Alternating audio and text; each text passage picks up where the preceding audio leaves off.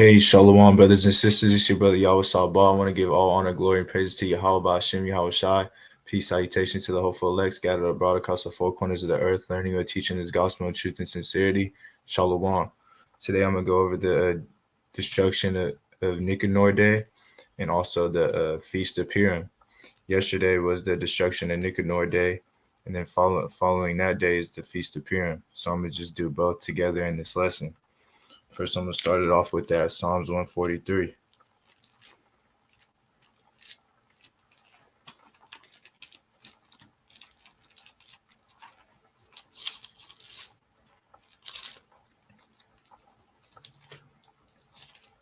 This is the book of Psalms, chapter 143. Start at verse 9. Deliver me, O Yahawah, from my enemies. I flee unto thee to hide me. Teach me how to do thy will, for thou art my God. Thy spirit is good. Lead me into the land of uprightness. Verse 11. Quicken me, O Lord, for thy name's sake. For thy righteousness' sake, bring my soul out of trouble. Verse 12. And of thy mercy cut off mine enemies, and destroy all them that afflict my soul, for I am thy servant. So we see like David had to go through this, like during 1 Samuel and 2 Samuel, Yahawashi delivered him out multiple times. And that's why he said this, deliver me from my enemies. And his through Yahawah's mercy, he cut off his enemies. He destroyed all of them that afflicted David's soul, So this is why we rejoice at celebrating these feast days, because it's the destruction of our enemies. That's like the Passover, right? Because Yahawah moved us out of Egypt through the Red Sea and saved us then. Destroyed the Egyptians, and it's a foreshadow of what's to come. Yahawashi saving us from our enemies as well. Most of our holy days are based off of destruction of our enemies, and that's why we gotta celebrate these days as a remembrance. Yahawashi, he kept these feast days, among the death of the Egyptians and the Greeks. And that's why we follow Yahawashi. We follow the Lamb because he celebrates these as well. He saved us many of times. That's why we gotta remain humble out here and just keep enduring. And like I said, he saved it, like he saved David out of First Samuel and 2 Samuel. Yahawashi, he'll deliver you into the hands to deliver us out of our enemies. He'll put it in our hands. Yeah, it's always going to be a guaranteed victory for us. Like if not, then he'll say wait and don't do it. Not right now. Get that Psalms, Isaiah 43.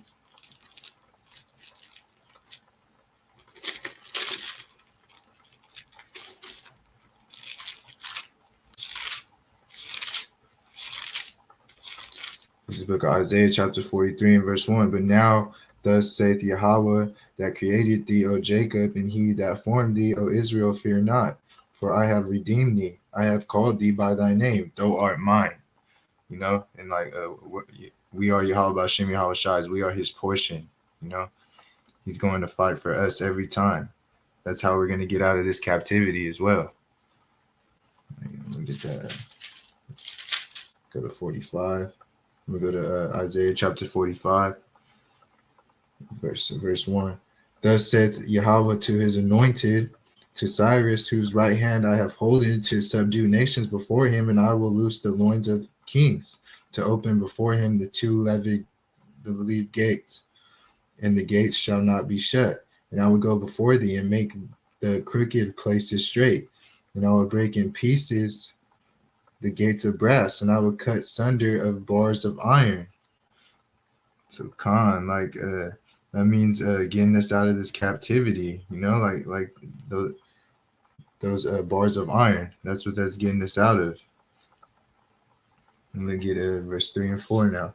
And I will give thee treasures of darkness and hidden riches of secret places, that thou mayest know that I, the Yahawah, which call thee by thy name, am the God of Israel. For Jacob my servant's sake, and Israel mine elect, I have even called thee by thy name. I have surnamed thee, thou hast not known me.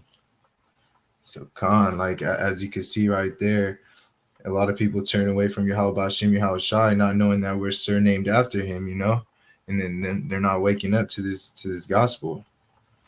Like it's a shame, but Yahawah, we pray for them that they come back to this and get in that water, in the name of Yahawashi, and wake up. Because we are his servants. He shows his servants, so like he shows his mercy on his servants, and he's gonna destroy these other nations, They're unto him like spit. They're nothing to him. That's what I'm saying. Like, get that Deuteronomy chapter 32. Start at verse 8. For the Most High divided the nations in their inheritance, and when he separated the sons of Adam, he set bounds of the people according to the number of the children of Israel. For Yahweh's portion is his people. Jacob is the lot of his inheritance. So Khan, like that we are his inheritance, we're his people. Like we are Yahawah's inheritance, like I'm saying, It's like that's why all these high holy days are mostly set up for when we were destroying our enemies. We got to rejoice at that. That's why we're celebrating this. So I'm gonna get started off with that First Maccabees chapter 7, so you could get the understanding of how this went down. Of course, we suggest to read the whole chapter, like the whole book of Maccabees. Read the first and second through the audio Bible. You could get through it. I know I read it as well, and yeah, Khan. So you could get a better understanding of it. Bear with me. I'm about to get to it right now. This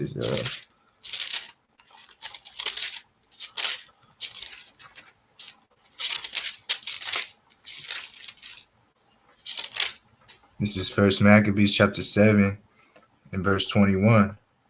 But alchemists contended for the high priesthood. So alchemist was one of our own people, like who hated our own people, right? Like he made a covenant with the heathen, like during the Hellenization, and along with the other Israelites that did it as well. Like alchemist was trying to be in that priesthood. So the other Israelites were following him as well. Yeah, so like he could have like that like power, so he could be in charge, like to push the Hellenization on our people, It's like he could call the shots. So I'm gonna go to verse 22. And unto him resorted all such as troubled the people, who after they had gotten the land of Judah into their power did not much hurt in Israel. So all the other coons, like I was saying, all the other Israelites gathered with him, and they followed alchemists and took a covenant with the heathen, like back in chapter 1. Like they're with the heathen. They're doing the ways of the heathen, and like they're doing this to like trouble the people and trying to they were making our lives difficult, our people difficult, and like sold us out.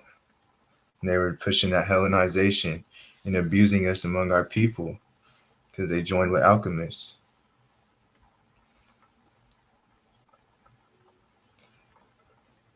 Yeah, it's a con. Like, yeah, they did much hurt in Israel, like I was saying. So, like, yeah, they did a lot of wicked abuses. Wicked men. Yeah, these are wicked men. Like doing this to your own people, that's wicked. Like during these peril times as well, like making it harder on our people. During like the rise of the Greek Empire, the Edomites. Like it's no bueno to treat our people like that.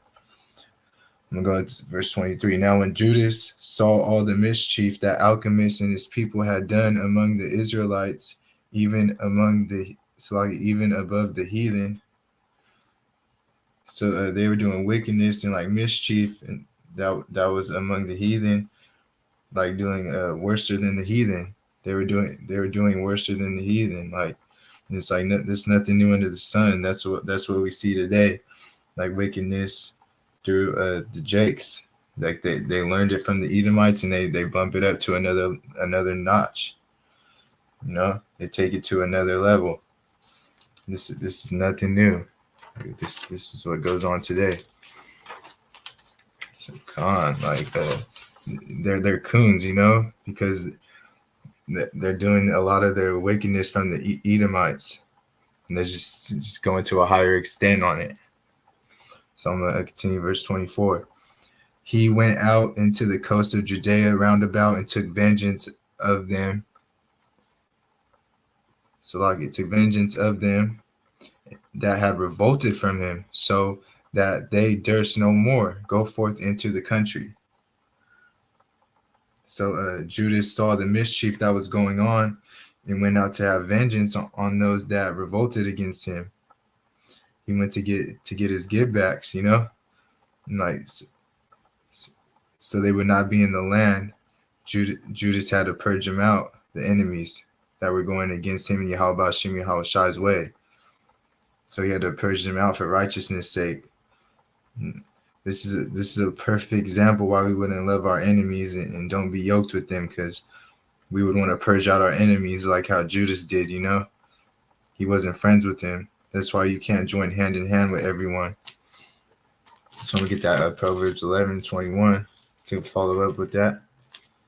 By the way, the brother Hawiyala made a Yapah video on this as well. I'm going to drop it in the chat as comments so you can check it out as well, because he dropped some links with it too. Yeah. This is Proverbs chapter 11, verse 21. Though hand join in hand, the wicked shall not be unpunished, but the seed of the righteous shall be delivered. So the seed of the righteous is getting delivered, you know, like that's why we don't join hand in hand with the wicked. Like, you know, like you can't be yoked with an unbeliever, you know. It's never works out. Like Amos 3:3, you know, there's plenty of precepts that say you can't be together. You got to be holy. You got to be separate. There's plenty of precepts on it, you know, like that, like the hyena one too as well in Sirach chapter 13, you know, and the one above it too as well, the precept above it. So it's just like that's why we got to be with righteous brothers, you know, because they're wicked out here. The wicked Israelites, they don't consider it our people. They don't consider our people, man. It's like it's no bueno. So we could see like how Judas and the Maccabees set up to become an independent state. Like that's why we got to read this. You want to read this to see like how they became an independent state, you know?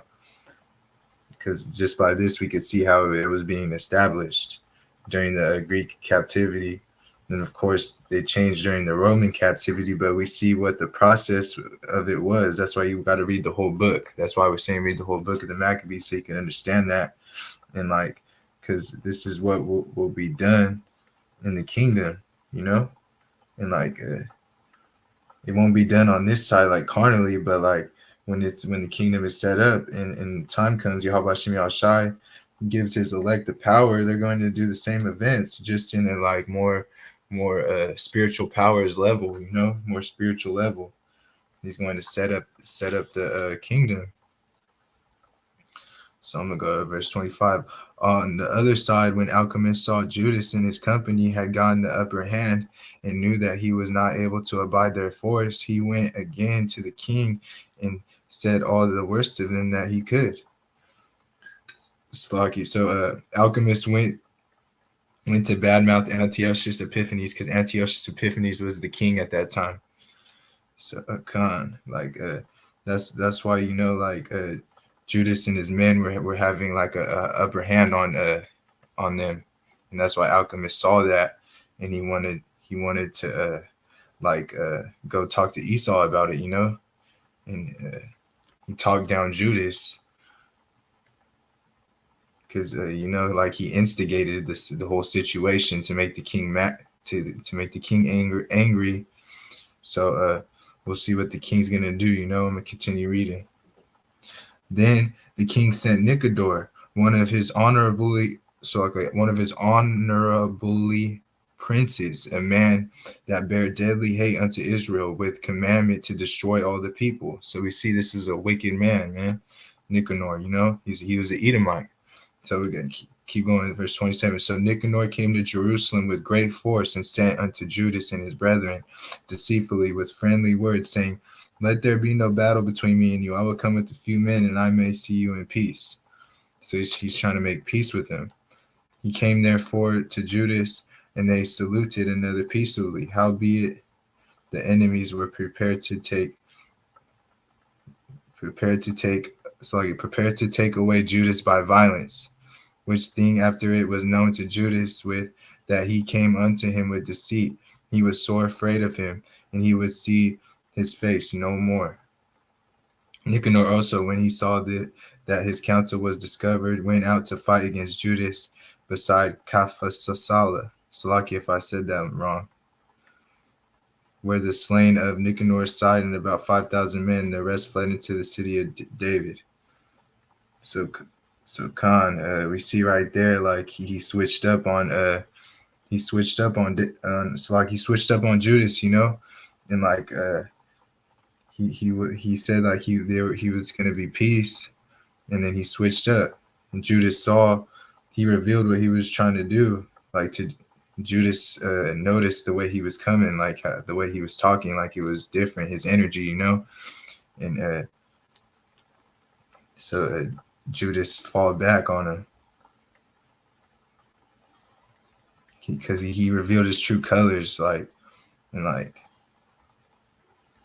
he was trying to take away Judas and his men by violence, and his counsel was revealed. Basically, like it was just no bueno, like what I'm getting at, and like that's why Judas wasn't with it.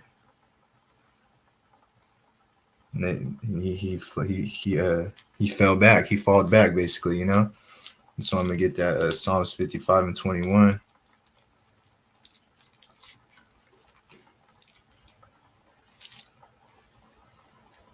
Esau is wicked, man. This is the tactic he did on for the Thanksgiving, man.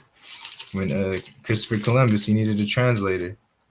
Luis D. Torres, I got the book, The Lost Tribes. Like that's what I'm saying. Like this dude's wicked, man. This is Psalms chapter 55, verse 21. The words of his mouth were smoother than butter, but war was in his heart. His words were softer than oil, but yet were they drawn swords. So he came with the smooth talk, but it was all deceit, man. Like all guile, he's that's what guile is, man. Deceit. He had a sword behind him, bro. He had a weapon behind him, and he's talking all peace, and that's what Nicanor did. I got to follow up with that too as well. This is Psalms chapter 28, verse 3. Do not drag me away with the wicked. Salaki, I'm All right, Joey. All right, Shalom. Have a good day, all right? All right, man.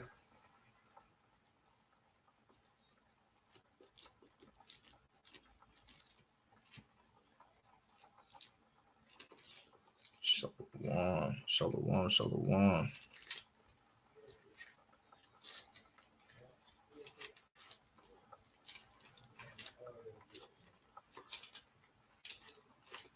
Just trying to plant that seed, that's what it's all about. This is Psalms chapter 28, verse 3. Draw me not away with the wicked and with the workers of iniquity, which speak peace to their neighbors, but mischief is in their hearts. So Khan, like that's what it is. It's mischiefs in their hearts, man. Don't Don't put me with the wicked, because like they're the workers of equal Salaki, they're the workers of evil who speak peace with their neighbors, but this mischief in their hearts, man. It's all wicked, man. At the end of the day, they're gonna be wicked. That's what you gotta watch out for. You gotta watch out for the wicked ones out here, and that's the Edomites, our enemies. Like in Psalms 83 as well, our enemies. So it's like Khan. Now I'm gonna go to Second Maccabees chapter 8. Start from the top. This is start from the top right here.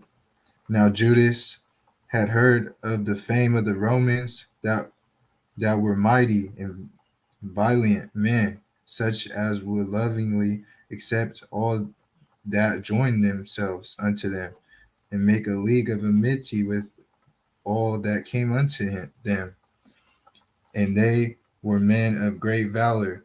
It was told him also of their wars and noble acts which they had done among the Galatians, and how they had conquered them and brought them under tribute.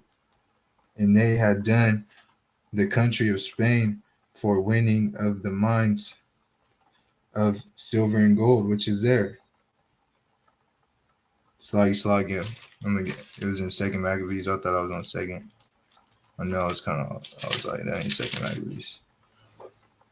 So then Judas Maccabees and they that were him went privately into the towns and called their kinsfolk together and took unto them all such as continued in the Jews' religion, and assembled about 6,000 men. And they called upon the Lord, and he would look upon the people that was trodden down of all, and also pity the temple profaned of ungodly men. And it's like, and that he went, it's like, and that he would have compassion upon the city, sword defaced and ready to be made even with the ground, and hear the blood that cried unto him. And remember the wicked slaughter of the harmless infants and blasphemies committed against his name, and that he would show his hatred against the wicked. So when Maccabeus had his company about him, he could not be withstood by the heathen, for the wrath of the Lord was turned into mercy. Therefore he came unawares, and burnt up towns and cities, and got into the hands of the most commodious places, and overcame and put to flight no small numbers of his enemies. But specifically took he advantage of the night for such private attempts, insomuch that the bruit and his manliness was spread everywhere.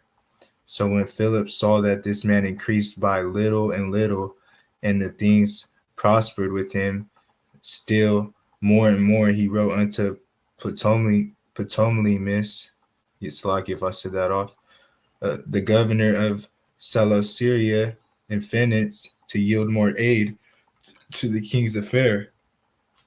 So Khan, yeah, as we see right there, like that prayer is what got the people that were still abiding by the laws, and yeah, he was straightened and began to go out with his men, took different parts of the land, like he was taking over. Judas was. So he was slain. He established himself more and more. He was getting stronger, and Philip noticed that. That's why in that last verse I read in verse 8, Philip saw this, and like it caused him to write to Ptolemy. Salaki, I can't, bro. That dude's name is like hard to say for me for some reason. Khan, I'm gonna read verse 9 now. Then went forthwith, choosing Nicanor, the son of Patroclus, one of his special friends, he sent him with no further than 20,000 of all nations under him, to root out the whole generation of the Jews. And with him joined also Gorgias, a captain in matters of war, had great experience. So he had like a Sloggy. So he had a United Nations army, and and they had those helmets, man. They're strapped up. They was ready to go. They wanted to take out all the Jews, take it, do it like a genocide, man. They wanted to take them all out. And this captain, he had great experience, and then they weren't small men. Like they all experienced and had abilities. I'm gonna read verse 10. Salakia, get verse 11. Man.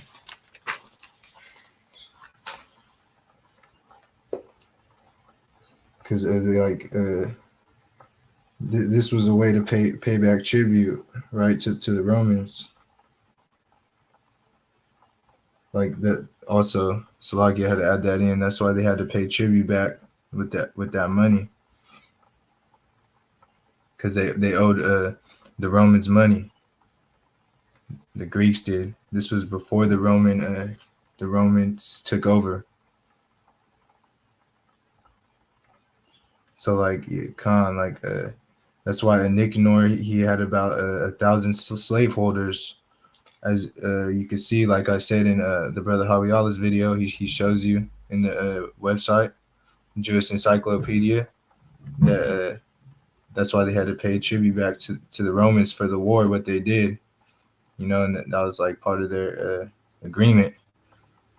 And then so Nicanor and Georgius were thinking that they were going to be able to take their army, their United Nations army, to go and take down the Jews and take them into captivity to raise some money to pay this back to the Romans. And that's why you should read the whole book to get a better understanding of this. Like through the audio Bible, it'll be faster. Like I was saying, look up the Greek Empire also versus the Romans history to see how it went down, how they went back and forth with each other. And then now I'm gonna get that 11.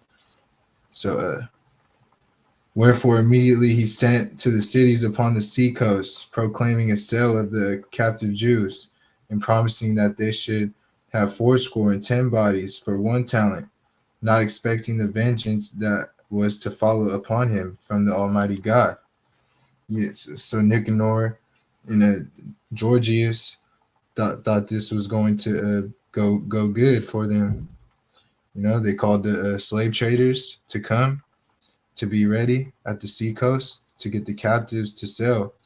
So they thought they had a win-win to sell these Jews to get money to pay them back. We know it didn't work out for them though. Let's continue reading. Now when word was brought unto Judas and Nicanor's coming, and he had imparted unto those that were with him that the army was at hand, they that were fearful and distrusted the justice of God fled and conveyed themselves away.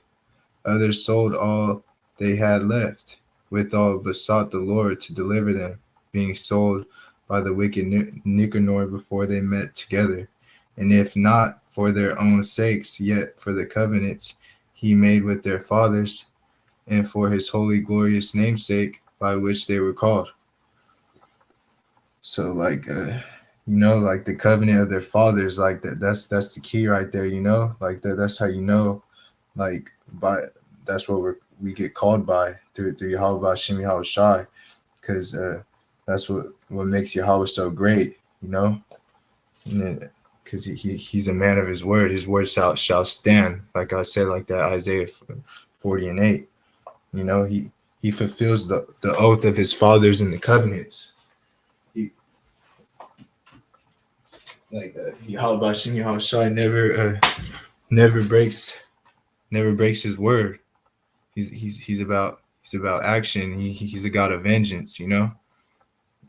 He's never slipped up on his word.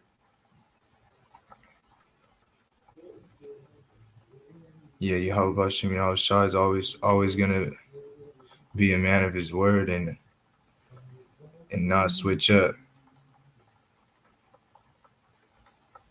Which Salaki, bear with me. I was trying to find some on screens. Yeah. And Patroclus, that's the father of Nicanor, the Syrian general engaged against the Jews during the Maccabean revolt in 166 BC. You know, the father of ill-fated general is otherwise unknown. His name derives from the Homeric hero Patroclus, the friend of Achilles, whom Hector killed.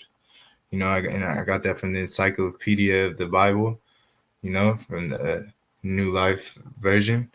And then that's how you know who Patroclus was, you know?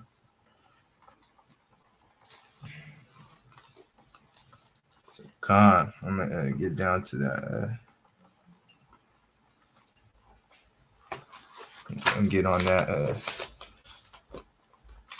because that's how get more into it. That's how Judas knew he was gonna be saved, you know, through the covenant of the fathers. Like that's why it's so important to always call on Yahawashi Yahawashi in a time of need, because we know that the promise, the covenant, it's together. Like it's all part of it, you know, like it's all connected through Yahawashi Yahawashi. Like that's how we get our mercy, that when we get saved from this place, you know, when we're going through Jacob's trouble, when we don't have no food, you know, we don't have to stack up on food. We just rely on the covenant. We rely on Yahweh Shem Yahawashi in the covenant. Pray to our Father, you know. Khan. So like Yahweh Radazah, we inherit it, you know, like to be of the elect, to get delivered out of here, because that's a beautiful thing. We don't know what Yahweh Shem Yahawashi is judging us off of. You know, he could be judging us off of anything. So we just got to keep our heads up at all times and try to the best of our ability. You know, and this happened a lot of times in the book of Maccabees as well. Like him calling on Yahweh Shem Yahawashi. You know, and that's how he knew. Come on, I'm gonna read that verse 16. So Maccabees called his men together unto the number of 6,000 and exhorted them not to be stricken with the terror of the enemy, nor to fear the great multitude of the heathen who came wrongfully against them, but to fight manfully.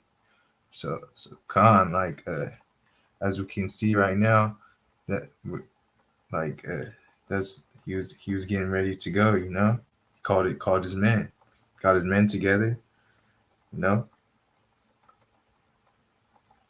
to fight. So Khan, I'm gonna get into that second Maccabees chapter 14.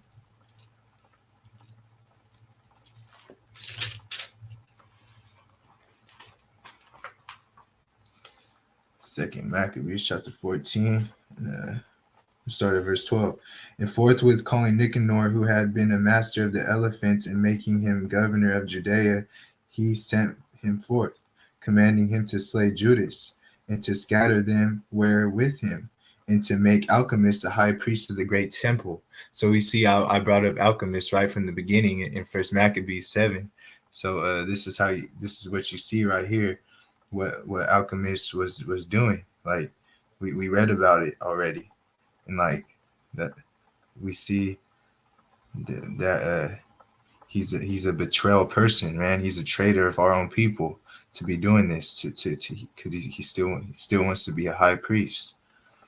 And like this is shows you like he doesn't get respect from Esau for doing this, you know, because he betrayed his own people.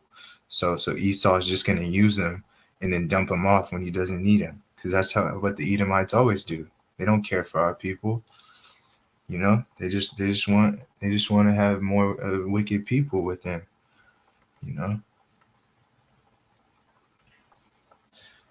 So this is verse 14. Then the heathen that fled out of Judea from Judas came to Nicanor by flocks, thinking the harm of calamities of the Jews to be their welfare.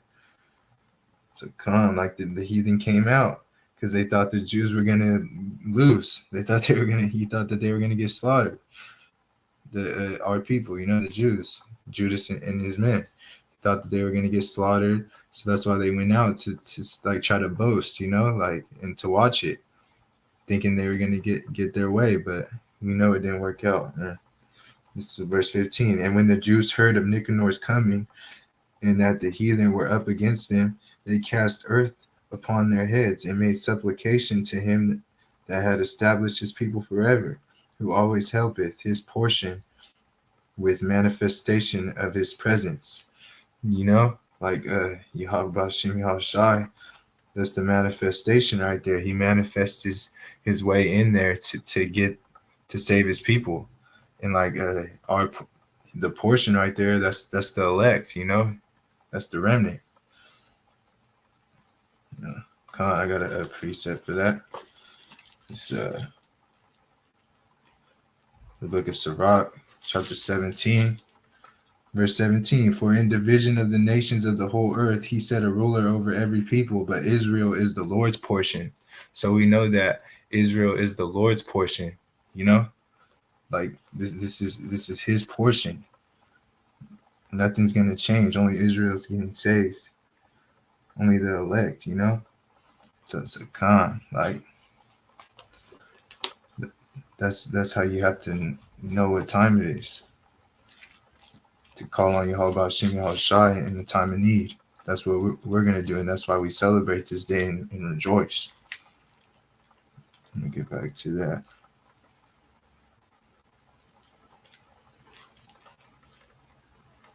Bear with me, I'm getting back to it. All right, this is verse 16. So at the commandment of the captain, they removed the strayways from thence and came near unto them at the town of Dezo. Now Simon, Judas's brother, had joined battle with Nicanor. So we know that means like they're going against each other. That they're in battle. That doesn't mean that they're on the same side. They're going to battle against each other. So keep going. But was somewhat discomforted through the sudden silence of his enemies. Nevertheless, Nicanor, hearing of the manliness of them that were with Judas and the courageousness that they had to fight for their country, durst not to try the matter by the sword. So Nicanor seen that courage, that faith. He seen what the faith our people had, and he was shook. Verse 19, wherefore he sent Pasadinius and Theodotus and Mattathias to make peace. So when they had long advisement thereupon, and the captain had made multitude acquainted therewith, and it appeared that they were all one mind, and they consented to a covenant. So they made an oath, like to make peace, So come on, I'm gonna keep going. And appointed a day to meet together by themselves. And when the day came, and stools they were set for either of them. Judas placed armed men ready in convenient places, lest some treachery should be suddenly practiced by the enemies. So they made a peaceable conference. Now Nicanor abode in Jerusalem and did no hurt, but sent away the people that came flocking unto him. And he would not willingly have Judas out of sight, for he loved the man from his heart. He prayed him also to take a wife and beget children, so he married and was quiet and took part of this life. But Alchemists, perceiving that love that was betwixt them, and considered the covenants that were made, came to Demetrius and told that Nicanor was not well affected toward the state, for he had ordained Judas, a traitor to his realm, to be the king's successor. So as we see right there, that the alchemists noticed the goodwill for one another, and he took the covenant that was made, and he went to Demetrius, and he was saying that Nicanor was disloyal to the government for doing this, for making this peace treaty with Judas. That oath, like I was saying, that covenant. So basically, alchemists lied, because like they say, That Proverbs 16:7.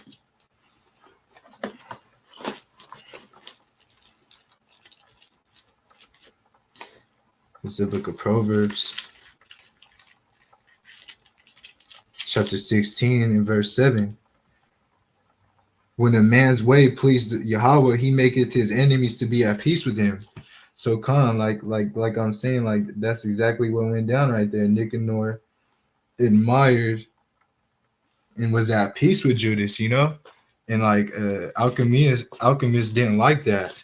So he had to mess it up, you know, to get the king mad. And like that's wicked, man.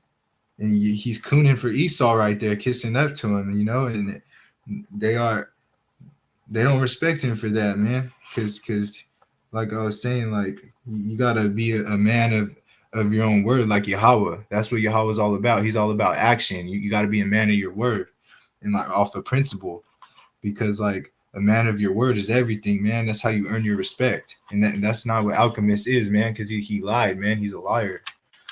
So he messed up the oath, man. And he's playing the coon role, man, like LeBron James, you know, like these people who make a covenant with the heathen, man, and just do wicked, you know, and like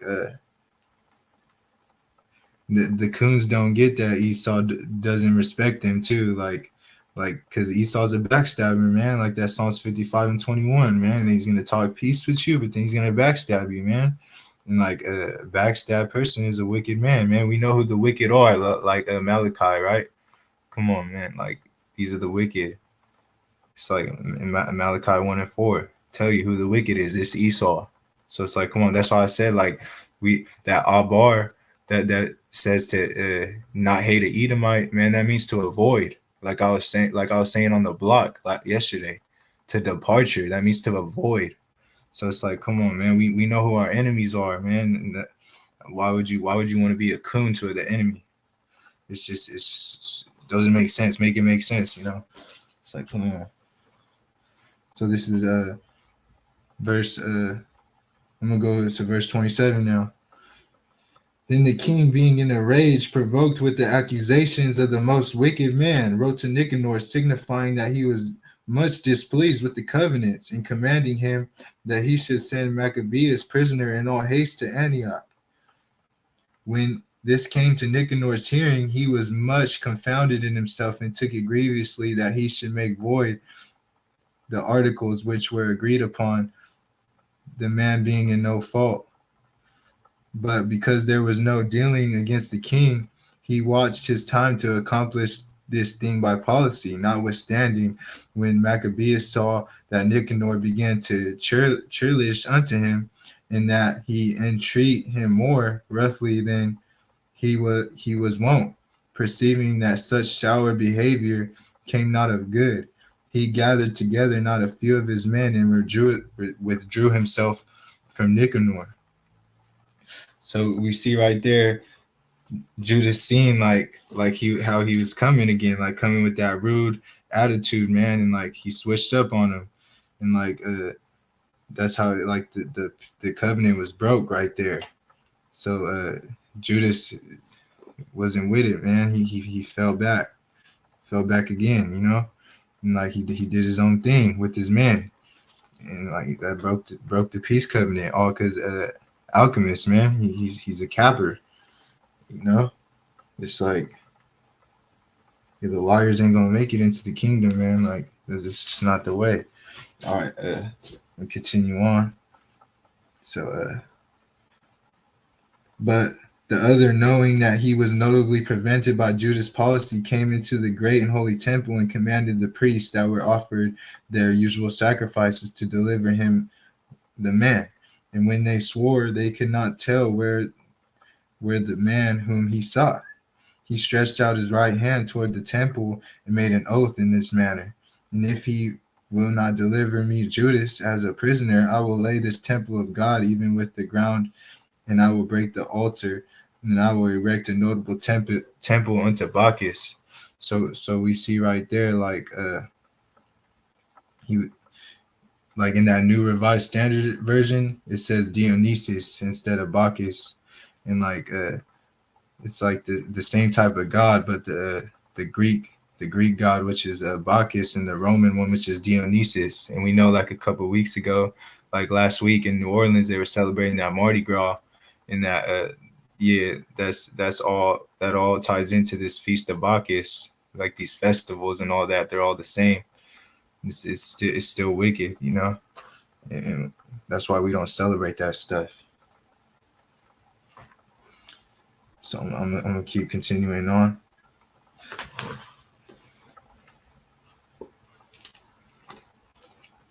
Slovakia though, so like basically he was like doing like an ultimatum though, you know, like he was saying, if you don't hand me Judas over as a prisoner, I'll mess up the altar, you know, and like he's saying he's gonna put Dionysus in it, like, you know, the Bacchus, he's gonna make it wicked.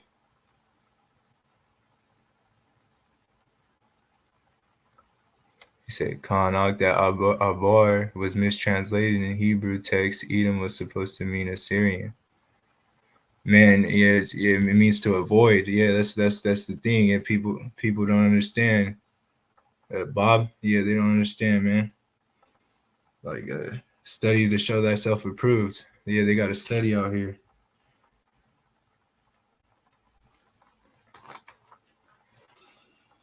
Man, it's a con. Yeah, I'm gonna keep it going.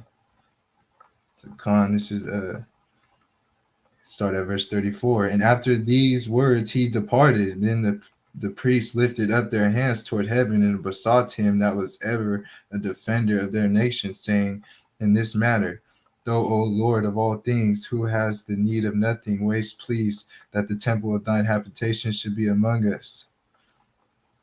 So Khan, let me keep it. Now therefore, O holy, verse 36, Salagit. Now, therefore, now, O holy Lord of all holiness, keep this house ever undefiled, which lately was cleansed, and stop every unrighteous mouth. So you see, like he's talking to the Lord, you know, to not mess up the temple. Khan, like, because he don't want he doesn't want the temple defiled, you know. He wants to keep it purified, you know. So that's why he's praying. He's praying like keep it holy. Keep it holy. Khan, Esau is wicked, man. Yet he holler at his eye, man. The end's near, for sure, man. Because Yahawah willing, the end's near. Because Esau's a deceiver, man. Deception everywhere.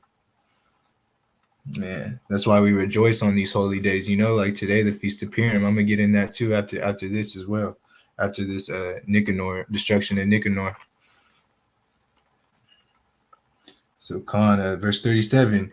Now was there accused unto Nicanor one Razis, one of the elders of Jerusalem, a lover of his countrymen and a man of very good report, who for his kindness was called a father of the Jews. So Razis, right, a father of the Jews, man.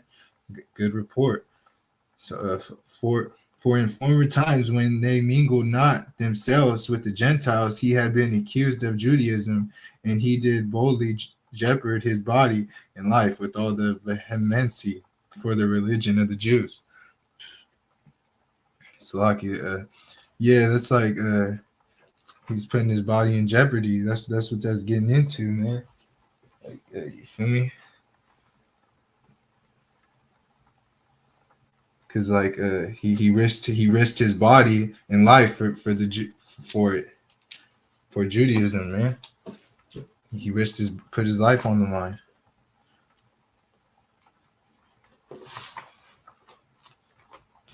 So Khan, I'm gonna continue on. So verse 39. So Nicanor, willing to declare the hate that he bare unto the Jews, sent forth 500 men of war to take him. So we know this dude's an Edomite, right? Like he said, it's a strong word, man. That's hate. Just like Esau got perpetual hatred for Jacob. Man. All the bloodshedding that Esau did as well. Man. So Khan, I'm gonna keep going.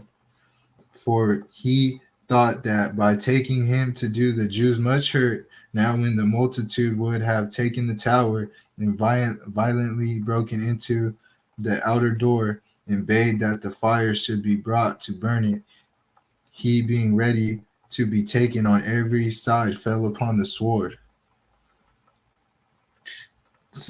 Choosing rather to die manfully than to come into the hands of the wicked, to be abused otherwise than beside his noble birth.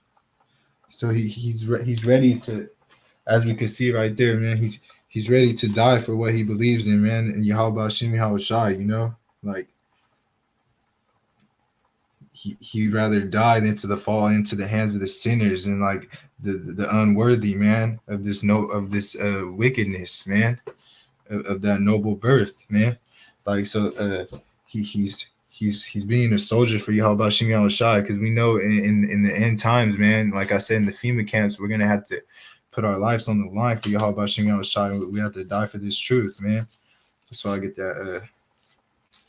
Just a quick preset. I brought this out on the block with the "Don't Look Back" because it goes with it, man. Yes.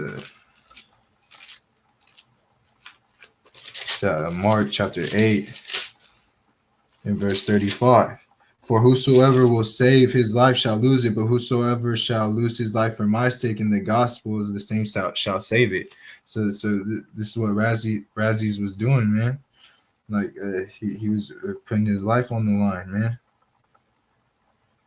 So verse 43.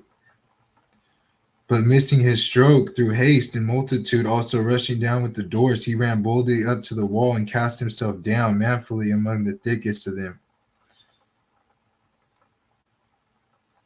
Verse 44, but they quickly giving back in the space being made, he fell down into the midst of the void place. Nevertheless, while there was yet breath within him, being inflamed with anger, he rose up through his blood, and through his blood gushed out like sprouts of water, and his wounds were grievous.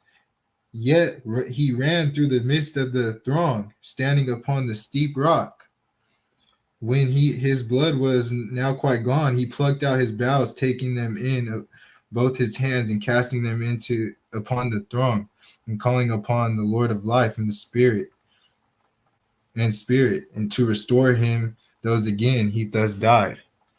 So Khan, like we see right there that he called on the Lord, and that's what we do, man. He didn't go out like no punk, We gotta pray, fast, and to have that spirit like Razzies, because like that's and meditate on it as well, because we wouldn't want to fold. We wouldn't ever want to fold, Razzies didn't fold under pressure, and like he stood up for the Lord, Yahawashi Shimi Yahawashi, to the end. And Razzies ain't no punk, man. That's the whole point of this. So now we're gonna get into the finale, man. Like this is a second Maccabees chapter 15. I wanna get into to the beginning, honestly though, a little bit. You feel me? Con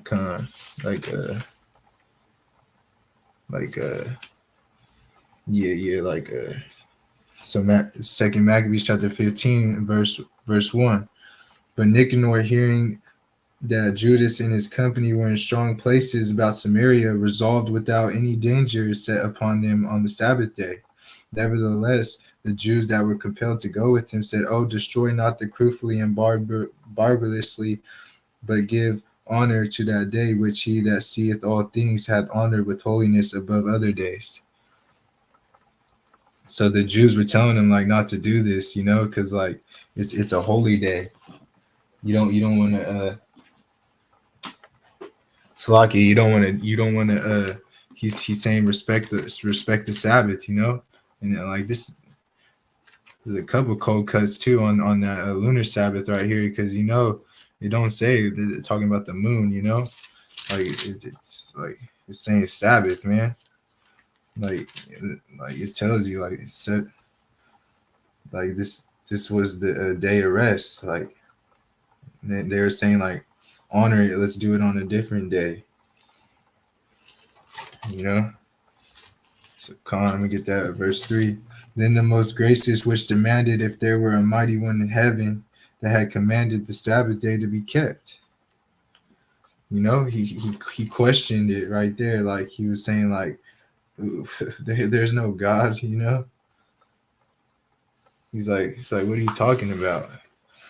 And then that's why I'm gonna get that Psalms 14:1, man. Because Esau is wicked, man. That's what they do, bro. That's what they do, man.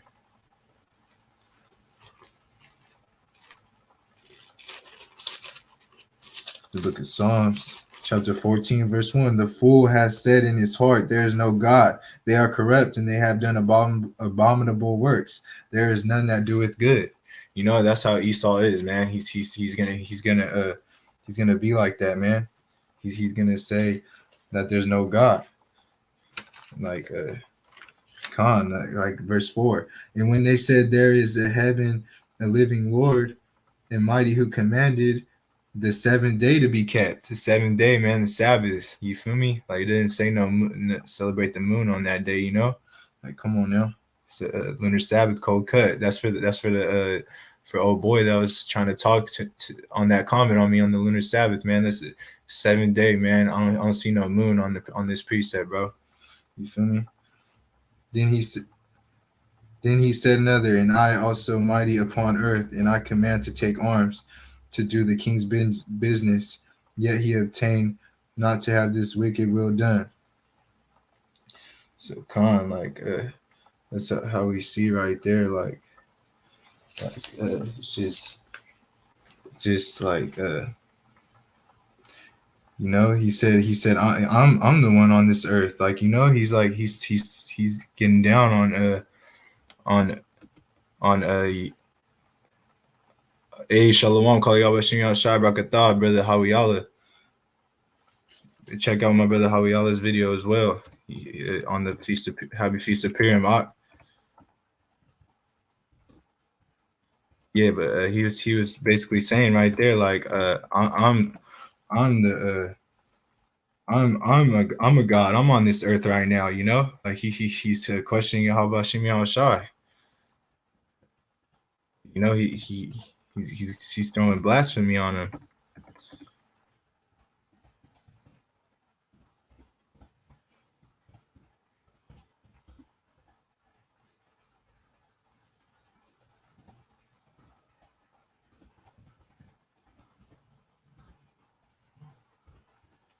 Khan, yep. I feel you, Ak. Have a blessed Purim Yahawah Radazah. So lucky to hear that.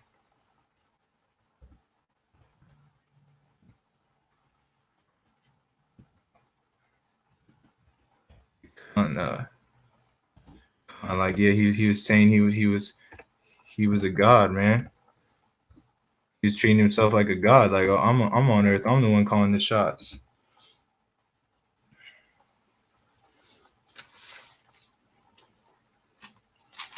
I'm gonna get into that. Like yeah, like that verse 5 though. Like I'm saying, he's saying I'm the mighty one on earth, man. I'm running the show, basically, you know. So like I'm gonna keep going, man. Verse 6. So Nicanor, in exceeding pride and haughtiness, determined to set up a public monument of his victory over Judas and them that were with him. But Maccabeus had ever sure confidence that the Lord would help him. You know, Maccabeus had that faith in Yahawashi Yahawashi. You know, he had confidence. Like I said, like the brother Hawiyala said as well, man, the oaths, the covenants, you know, that's how he knew he would get saved out of this time. And that's why we have this faith as well. That's why we rejoice on celebrating this, man. Like the trust in Yahawashi Yahawashi, right? Let me get that Proverbs chapter 3, verse 5. Because you don't want to lean on your own understanding out here as well, you know?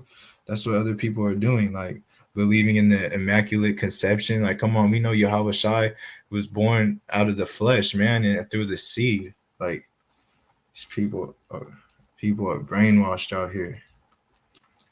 C to sperma in the Strong's G. Like I don't know. I don't know why people are being stiff necked, man. They don't want to listen.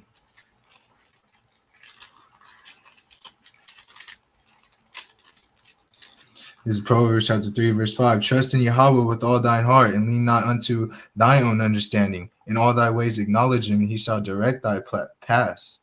So like that's it right there, man. He's gonna direct your paths if you trust in Yahawashi with all your heart and lean not into your own understanding. You don't want to lean into these false idols, man. These false gods. You want to lean into Yahawashi, the truth, man. He's the truth, way, in the life, and it's only one name that's gonna get you saved, like that Acts 4 and 12, man. Like, come on now, like you gotta study and show thyself approved, man, and understand. Like if you want more context, ask a brother about it and look into it as well. Don't just keep asking. Like your focus should be the baptism as well, other than asking so many questions. Let's get back on topic though. Like this, so I'm go to verse 8. Wherefore he exhorted his people not to fear the coming.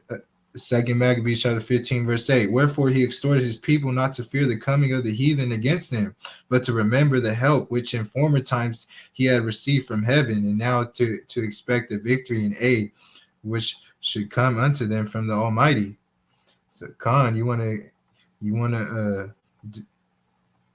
during those hardships, you want to think of those times, like to remember Yahawashi, all the times he saved our people. Like he saved our people because of faith, that will get us saved. Thinking about the past victories and the times that saved us from our enemies. That's how we got through this, like he saved us out of the hand of the Philistines, right? The Egyptians, out of the hands of the Greeks, the Romans. Every time, like we go back into captivity, he saves the day. Just like right now, we're in captivity, right? He's gonna save the day, through our faith.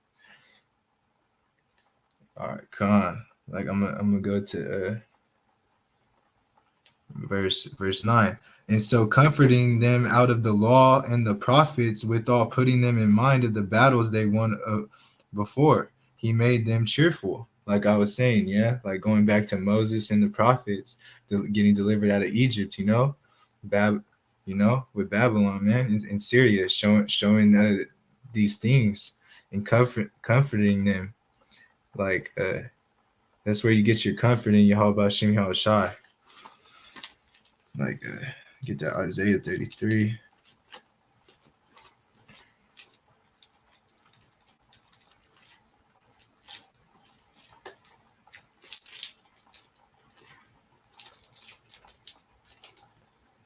This is the book of Isaiah chapter 33, verse 6. Wisdom and knowledge shall be the stability of thy times and strength of salvation. That's the Salaki, and the fear of Yahawah is his treasure, man. So this is the stability, man. Wisdom and knowledge is going to be the stability of these times, man. The fear of the Lord, that's what got him out, but you got to always have fear of the Lord, and don't lean on your own understanding, like I was saying, because like in Jacob's trouble is on the way, and during it, so that's how we get saved, Yahawah willing, So I'm going to get that verse 10.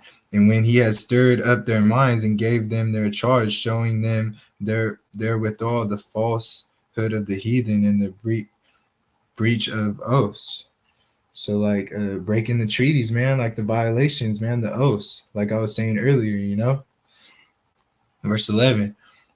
Thus he armed every one of them, not so much with defense of shields and spears as with comfort and good words. So, and besides that, he told them a dream worthy to believe, as if it had been so indeed, which did not a little rejoice them. So as you see, like the weapons aren't what's, it's like the weapons aren't what's gonna help you.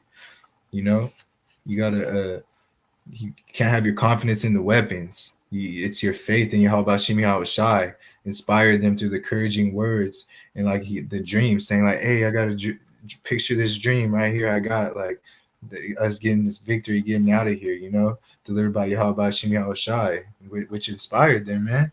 And it's like Solomon knew also. This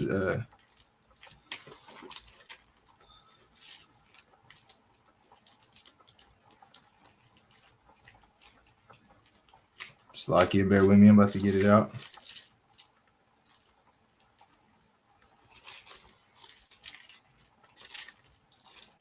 It's Ecclesiastes chapter 9. I'm gonna start at verse 15.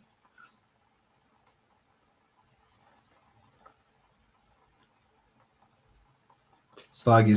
Yeah, it says yeah, 16. Then no, sorry, 15. Now there was found in a poor wise man, and he by the wisdom delivered the city. Yet no man remembered that same poor man. Then he said, wisdom is better than strength. Nevertheless, the poor man's wisdom is despised. His words are not heard. So no one wants to listen to a poor man, you know, even if he has wisdom. Like this is what Solomon's getting into. Like, you feel me? Like just in Sirach chapter 13, man, they don't listen to the poor man. They only listen to the rich man. It's like verse 17, the words of the wise man are heard in quiet more than the cry of him that ruleth among fools. Wisdom is better than weapons of war, but one sinner destroyeth much good. So that's what we're saying, like right there, like, you know, like the wisdom is better than the weapons of war. That's what I was getting at, because like it's key, man. Like, so you words of wise is stronger than the ones that are the fools, man. Like that's what it's getting into. And it's like that's key, man. It's key out here that you have to have your confidence in the wisdom in Yahawashi, not the weapons of war, because that's what I was getting at, you know. So it's like in that verse 17, man, the quiet words of the wise are to more be heeded, like to more to take heed, and the shouting of a ruler among it's more to be heeded than a shouting of a ruler among fools, man. And like it's wisdom's better than war than weapons, man, of war. But you know, so Khan, I'm gonna get back into it. So yeah, this is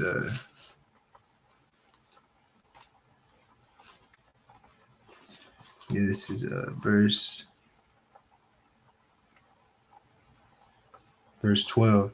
And on this his vision that Ananias had been high priest and a virtuous and a good man, and revered in conversation, gentle in condition, and spoken also and exercised from a child in all points of virtue, holding up his hands and prayed the whole body of the Jews.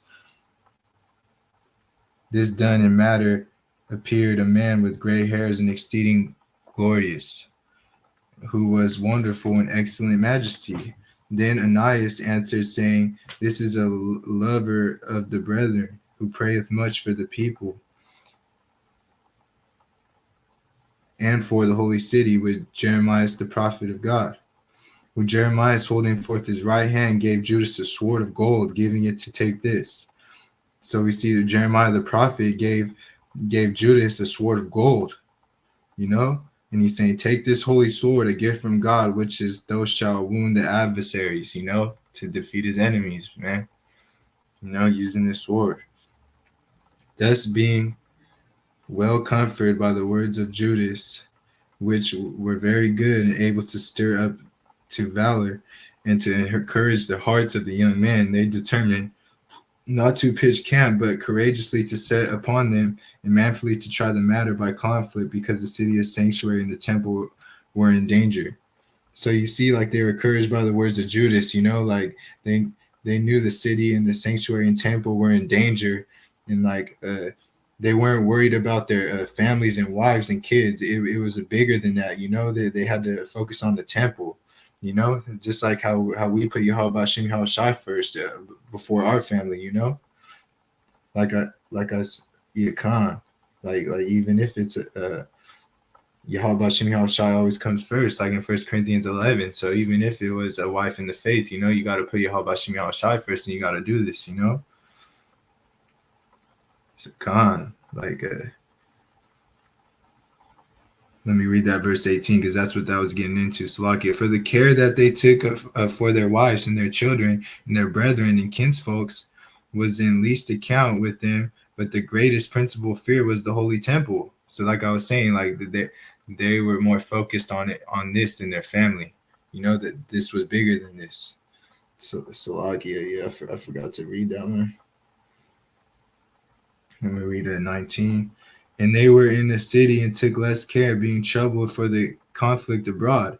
And now, when all was looked, what should be the trial, and the enemies were already come near, and the army was set in array, and the beasts conveniently placed, all the horsemen set in wings. Maccabeus, seeing the coming of the multitude and the diverse preparations of armor and the fierceness of the beast, stretched out his hands toward heaven and called upon the Lord, worketh wonders, knowing victory cometh not by arms, but even as it seemeth good to him, he giveth it to such as worthy. So that's what we see right there, you know. Yahawah decides who is worthy, you know, like that Luke 21:36, man. Like this is just like David versus Goliath, man. Weapons didn't matter, man. Your wisdom and faith does, you know. Like arms aren't, like I brought out in that Ecclesiastes 9:18, man. Like weapons don't matter, man. Wisdom do, you know. Like Yahawah will have mercy on who he has mercy on, man. Like that's why we gotta just keep fighting, you know.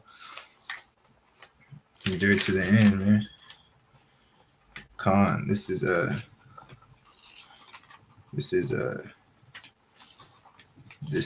Salaki. This is I'm gonna go to verse 22. Therefore, his prayer said after this, O Lord, thou didst send thy angel in the time of Ezekiel, king of Judea, and didn't slay the host of Sennacherib, 104,5,000. So Khan, like yeah, we see like that was like 185,000. That's what that's saying right there, and like that was in the time in the book of Tobit, you know. I mean, that king, man, that get that out. Yeah, that. Bear with me. So yeah, the king Hezekiah, you know, of King Hezekiah of Judea, and he killed 185,000, man. That's what Yahawashi does, man. He comes through, you know. So it's like, let me just keep going for time's sake, you know. So wherefore now also this, O Lord of heaven, send a good angel before us, as the fear of the dread unto him. So he's praying for the angel to come save him out of this. And though the might of thine arm, let those be stricken with terror, and came against the holy people of blasphemy. Thy holy people to blasphemy. And he ended thus. Then Nicanor came came forward with trumpets and songs. So, you know, like the trumpets when the war starts, you know, like it happens in movies all the time, you know. But Judas and his company encountered the enemies with invocation and prayer. So you see like how strong that prayer and that invocation is, man. Because prayers are strong, you know, and you want to give out that prayer to Yahawashi always in the time of need, even in the times of good, you know. Always give glory to Yahawashi. you know. So that fighting with their hands and praying unto God with their hearts, they slew no less than 35,000 men. So 35, 35,000 men.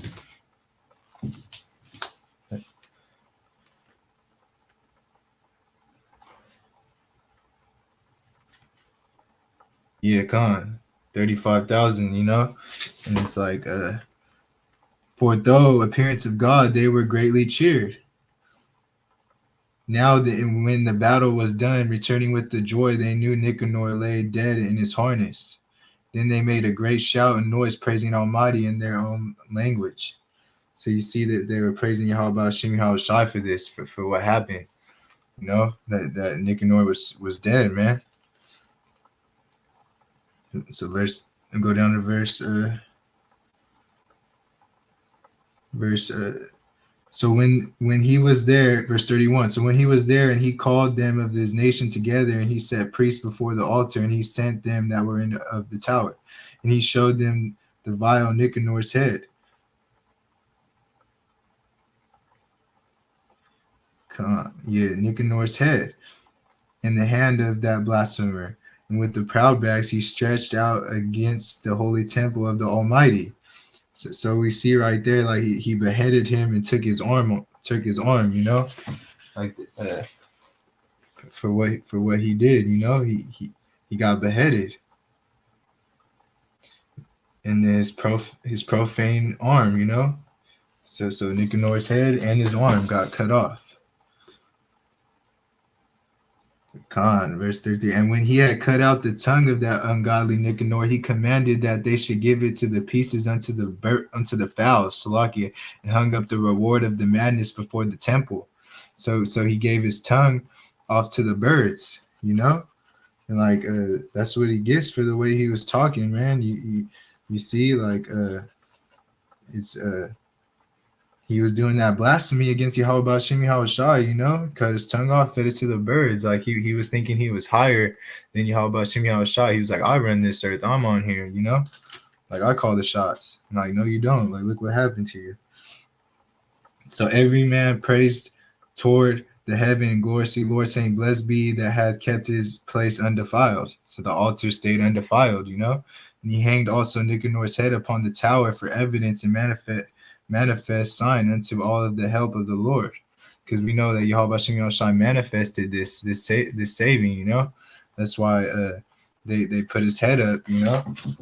They put his head up as to show gratitude to Yahawashi. Because this was the help of the Lord, man. Because like in that verse 27, that was God's manifestation right there, man, by saving them. So it's like that's why they were showing gratitude to Yahawashi.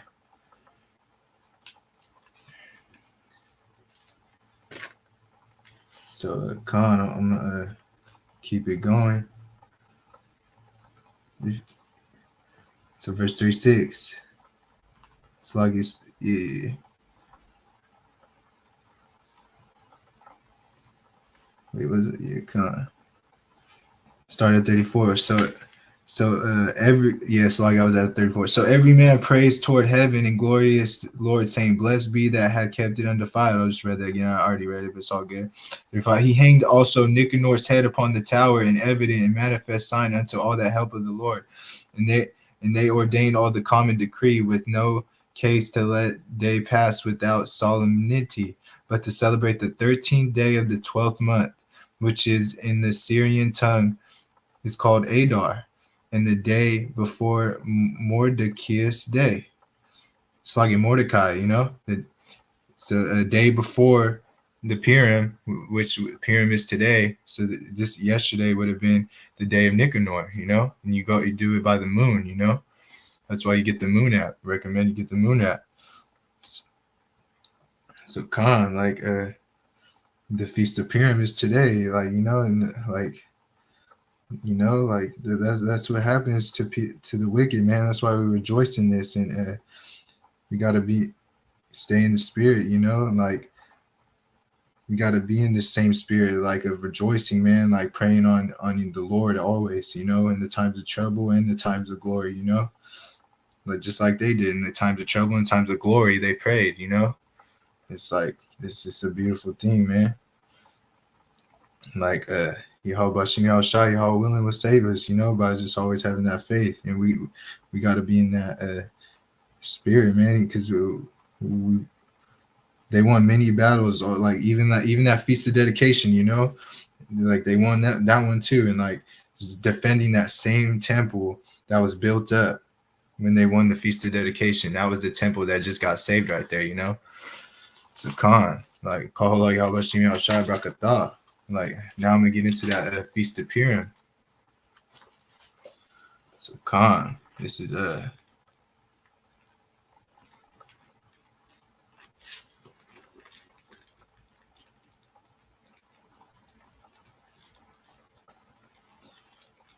bear with me, I'm about to give it that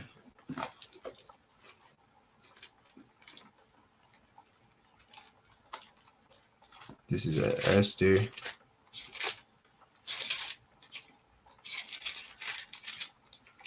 The book of Esther. Start at chapter 3 in verse Khan.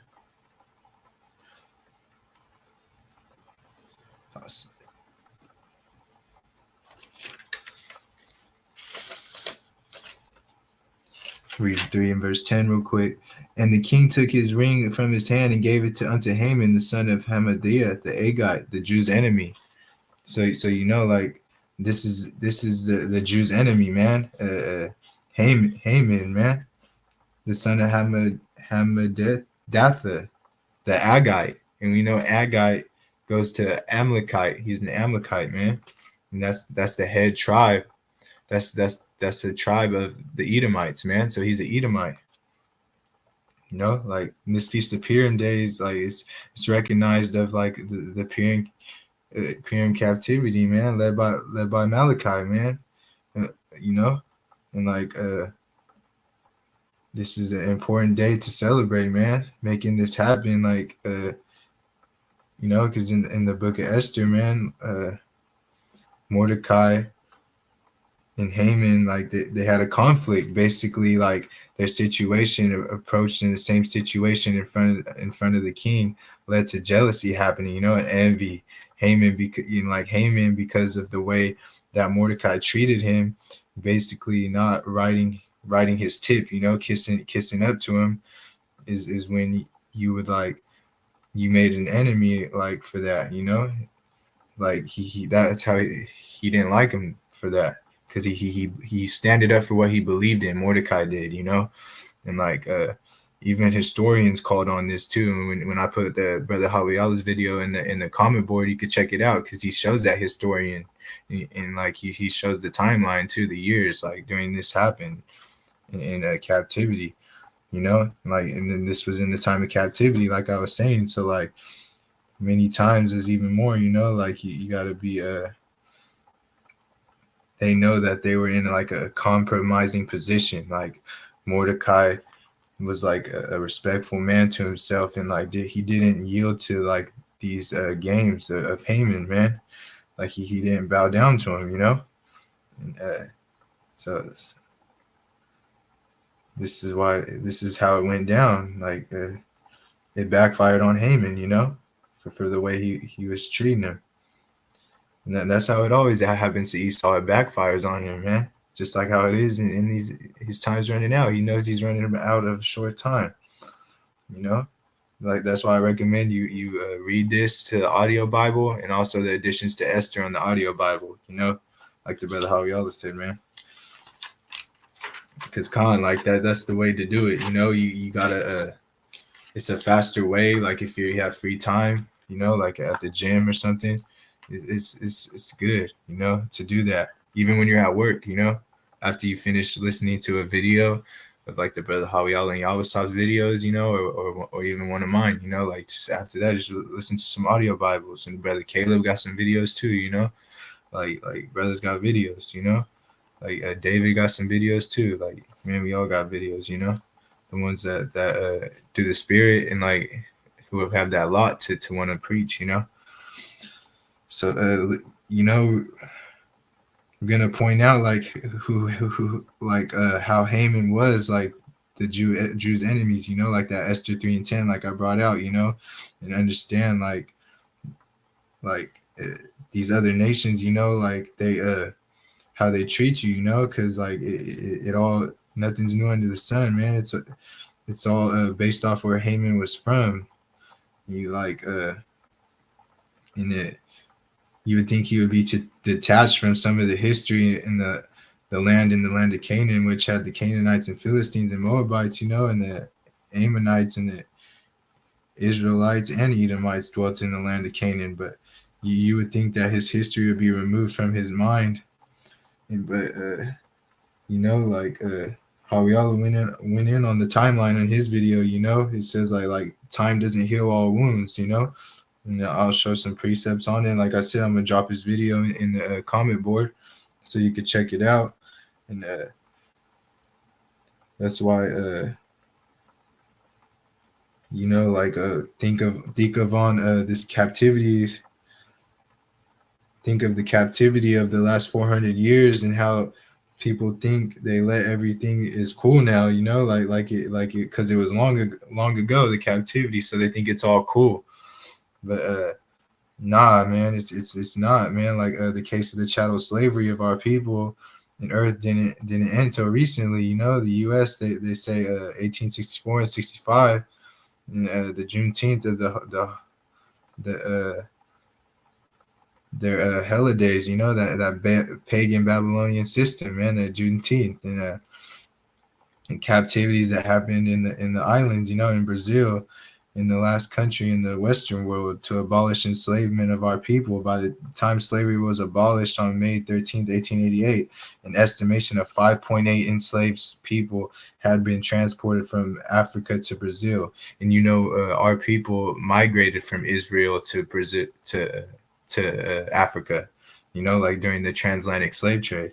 So they did this during the transatlantic slave trade and after, you know, when the transatlantic slave trade ended, because 5.8 million were enslaved, you know. And then this is from Wikipedia, you know, that information. Besides the transatlantic slave trade stuff, I was just adding that in there because that's relevant to it. From Africa to Brazil, you know, in 1888, and the chattel slavery didn't end until like the 1900s on paper, but when it ends, they're still doing it. That's why I said after the transatlantic slave trade, like it was still going on. Like it takes a few decades to end this practice overall, and because of the also like sharecropping, you know, with the farmers.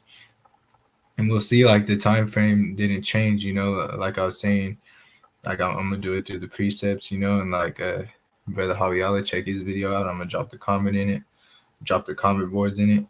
You know, go to chapter 1 and read the whole thing. You know, like, but we're gonna show you still like do this for time's sake. You know, because I'm already an hour in and 28 minutes. But hopefully this is edifying. You know, show the identity of Haman. You know, and the role he played in the situation with the king of Persia, and also how things turned out. And you know, the blue letter on this says Haman plotted against the Jews, you know.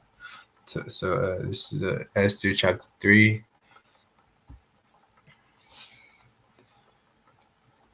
Start at verse 1. I'm gonna show you that too though real quick. I'm gonna screen share.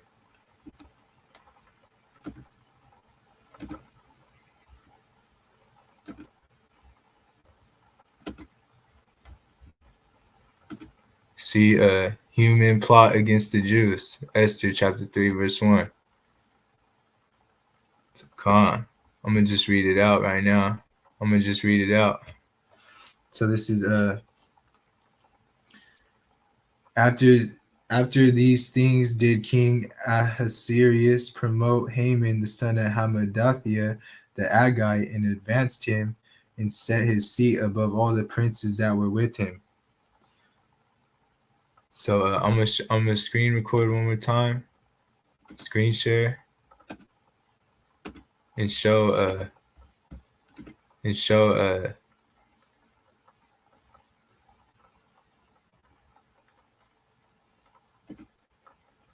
so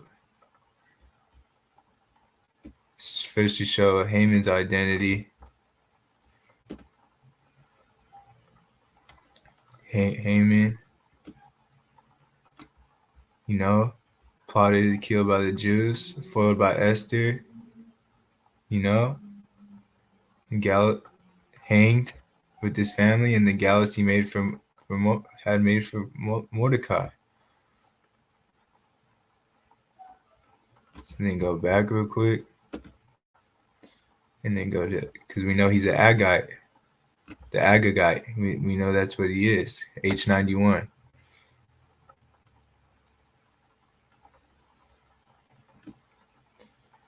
So right there, we see an Agonite, right? But look right here.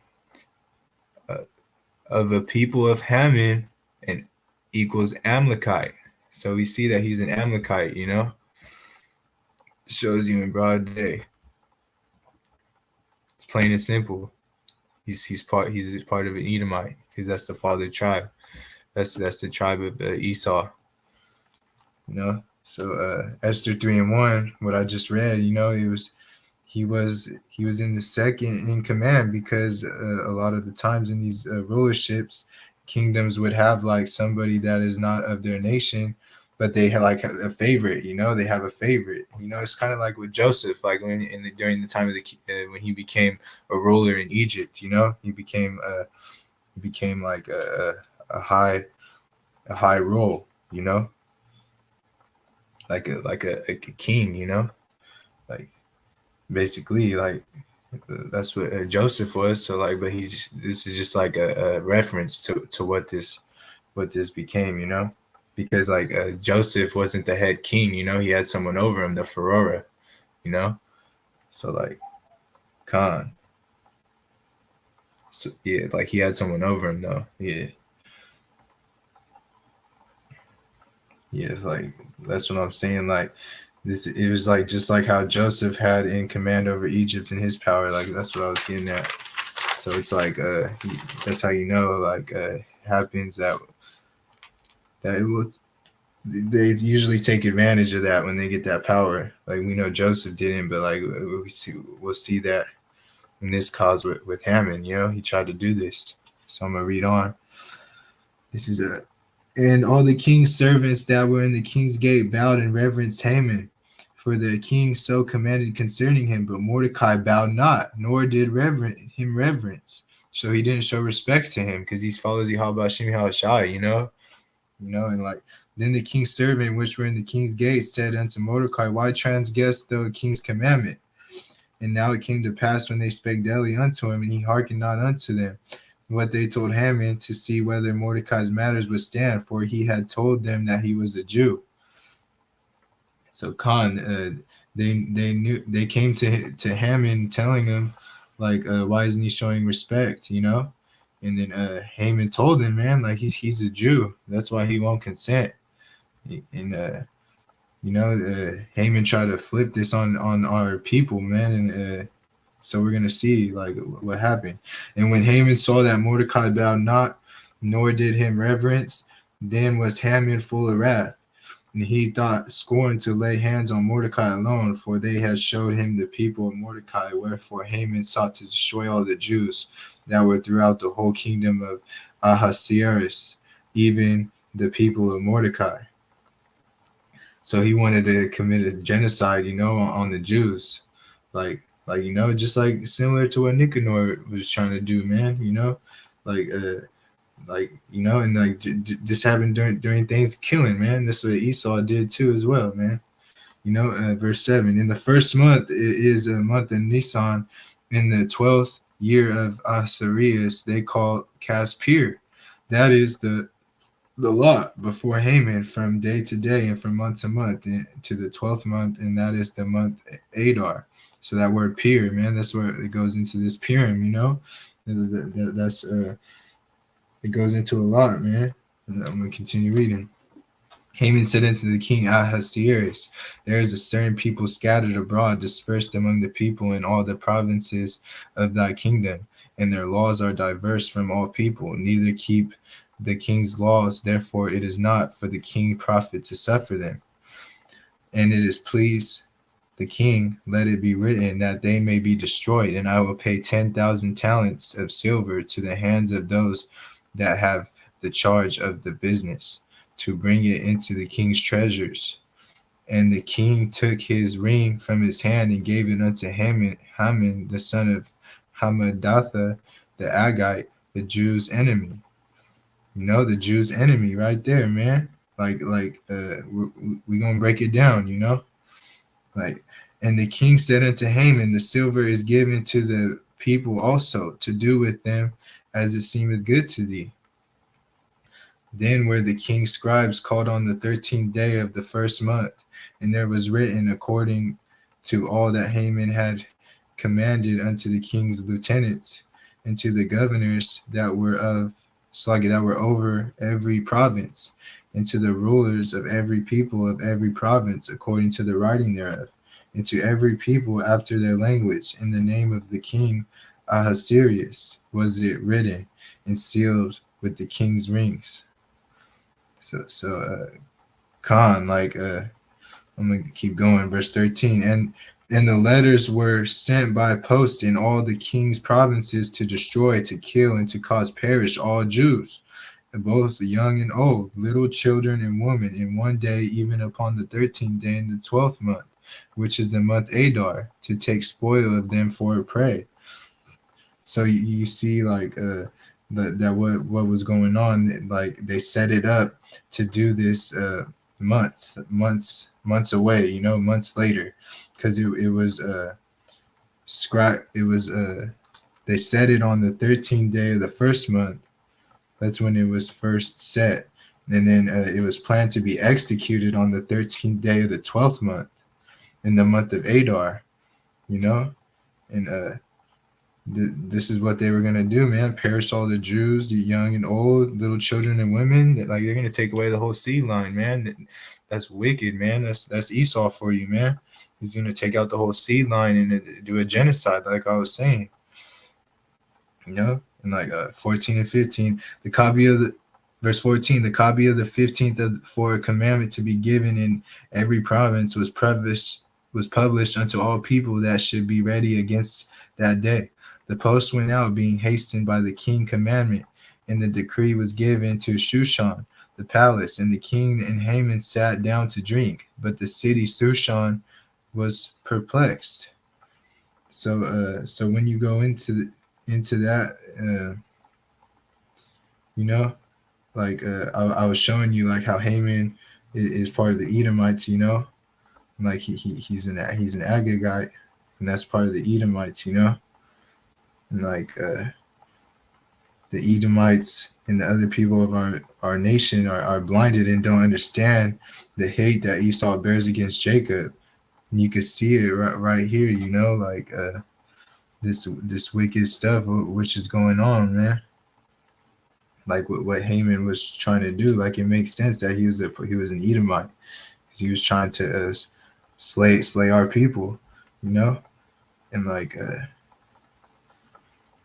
the brother Yahawashi showed it as well, man. Like what an Agite was, and he, you know, it goes into their father lineage, you know, showing he was from that tribe of the Amalekite, you know, and first grandson of Esau, man.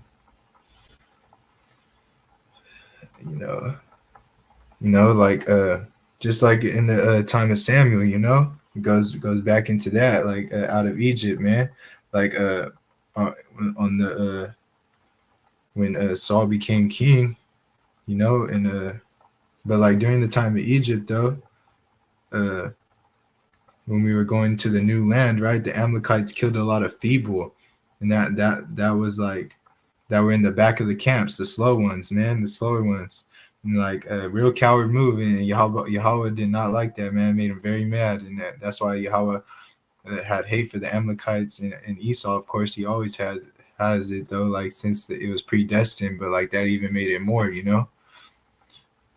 Saul, when he was like I said, when he was selected king, he was told by Yahawah to go slay them, and he's and spare none of them. Yeah, he was supposed to kill them all, but he didn't listen and didn't do it. And a lot of them got away. But King Agag, sadly, a lot of them got away. But King Agag, the king of the Amalekites, didn't. But many of his descendants did not, and they fled into other lands. So Haman was also called an Agag, which is also in the additions to Esther 16:10. I'm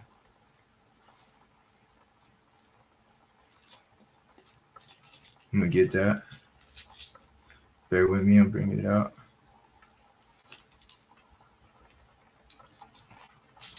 This is additions to Esther chapter 16, verse 10. For Aman, a Macedonian, the son of Amadatha, being indeed a stranger from the Persian blood, and a far distance from our godness, and as a stranger received of us. So Aman still means Haman, they just took the H out, and it's just how the Apocrypha is, and so Haman was proved not to be a Persian because it said like a stronger from a Persian blood, that's what it says. And he was not an Israelite, so he was from Macedonia because it says he was a Macedonian. So he was from Macedonia, but a descendant of Agag, an Amalekite, which is an Edomite, like I showed you on the Strong's H91, on the Blue Letter Bible.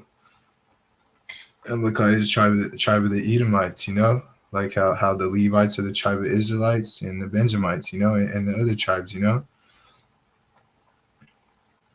if you look at First Maccabees 1 and chapter 1, verse 1, you'll see the connection.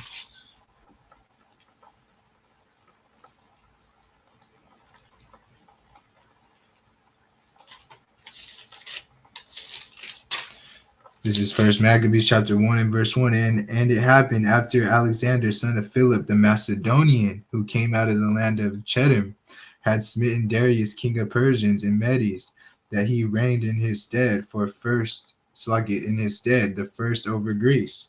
So this shows you the connection between the Edomites and Macedonians during that time, because like I was saying, that's the connection right there.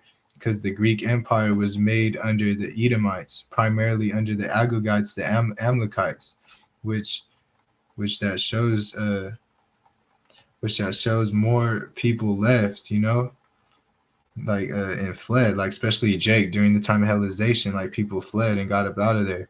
And when the empires formed, a lot of economic chances in that empire, by the ones who were controlling it, they started to move around like our people did. So later on, when 100 years went by going into the Roman captivity, there were Israelites that moved into Macedonia. However, talking about Haman in the early stages of Alexander and his father Philip, those people settled that had their home base there in Macedonia were Edomites, and it makes sense to see the behavior that you see coming from the Greek Empire and the Greek people, like the Edomites, because the way they were treating our people as well, had them in captivity, and had the Hellenization.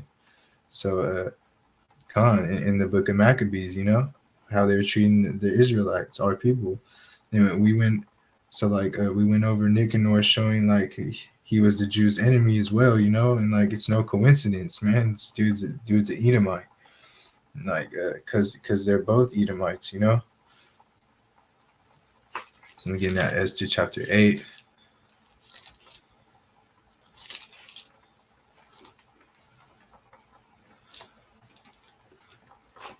Bear with me.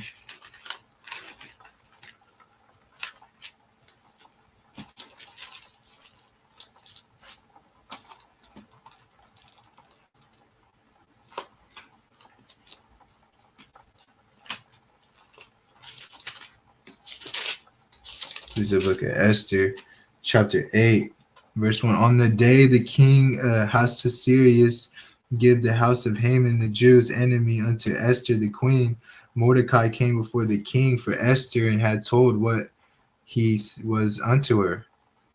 And the king took off his ring, which he had taken from Haman, Salaki, and gave it to Mordecai. And Esther set Mordecai over the house of Haman. And Esther spoke yet again before the king and fell down at his feet and besought him with tears to put away the mischief of Haman the Agagite. The Agagite, like the Amalekite, and his device that he had devised against the Jews. It's like Haman the Agagite, man. It shows you like the Bible never lies, man. It shows you their identity, and like that's why it keeps repeating like Haman the Agagite, Salakia, because he's an Amalekite, he's an Edomite. I'm gonna continue on. Then the king held out the golden scepter toward Esther. So Esther arose and stood before the king and said, if it please the king, and if I have found favor in his sight, and the thing seem right before the king, I pleasing in his eyes, let it be written to reverse the letters devised by Haman, son of Hammedatha, the Agite, which he wrote to destroy the Jews which are in all the king's provinces. Verse 6. For how can I endure to see the evil that shall come unto my people, and how I endure to see destruction of my kindred? So like this is what Esther was saying to the king to try to reverse Haman's letter, like Khan. I'm gonna continue. Verse 7. And then the king Ahasuerus, Salakia, Ahasuerus said unto Esther the queen, and to Mordecai the Jew, behold, I have given Esther the house of Haman, and him they have hung upon the gallows, and cause he laid his hand upon the Jews. Salakia. This is verse 8. Write ye also for the Jews as is likened to you in the king's name, and seal it with the king's ring. For the writings which is written in the king's name and is sealed with the king's ring, may no man reverse. So we see that in this verse 8 that the letter was written the same way Haman's letter went out, and it's like Khan, like that's how it turned around, like to the opposite. It got reversed, because like when you see like a Mordecai, well, we could get into it. Like Mordecai writes a letter, the script changes, it gets reversed, and Salakia. I'm gonna get into that Esther now. That chapter 9. But yeah, I just wanted to touch more on that. Like that's how you see. That's how you know. Like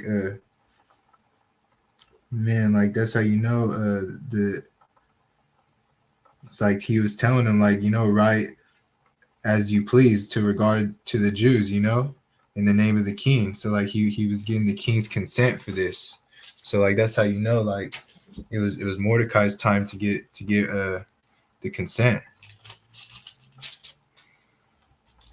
to flip the script, like just like how the foreshadow was to come. Esau is gonna get the script's gonna get flipped. Like Second Ezra 6 and 9. For Jacob is the begin. For Esau is the end of the world, and Jacob is the beginning that followeth, man. So Khan, like this is Esther chapter 9. I'm gonna start at verse 1.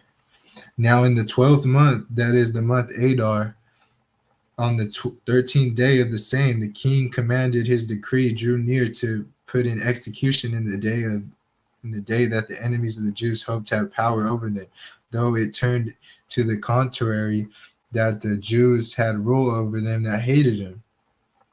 Verse 2, the Jews gathered themselves together in their cities throughout all the provinces of the king Ahasuerus to lay hand on such as sought their hurt, and no man could withstand them for the fear of them that fell upon the people. And all the rulers of the provinces and the lieutenants and the deputies and the officers and the kings helped the Jews because of the fear of Mordecai fell upon them. They were fearing Mordecai right there, as you can see. For Mordecai was great in the king's house, and his fame went out throughout all the provinces. For this man Mordecai waxed greater and greater. Verse 5. Thus the Jews smote all their enemies with the stroke of the sword, and slaughtered destruction, and did what they would unto those that hated him. So the script got flipped, the king gave the consent and Mordecai got stronger, like it was saying, he got greater and greater, and he was slaughtering, the destruction's coming, like it says in this verse 5, his enemies, they're gonna get slayed,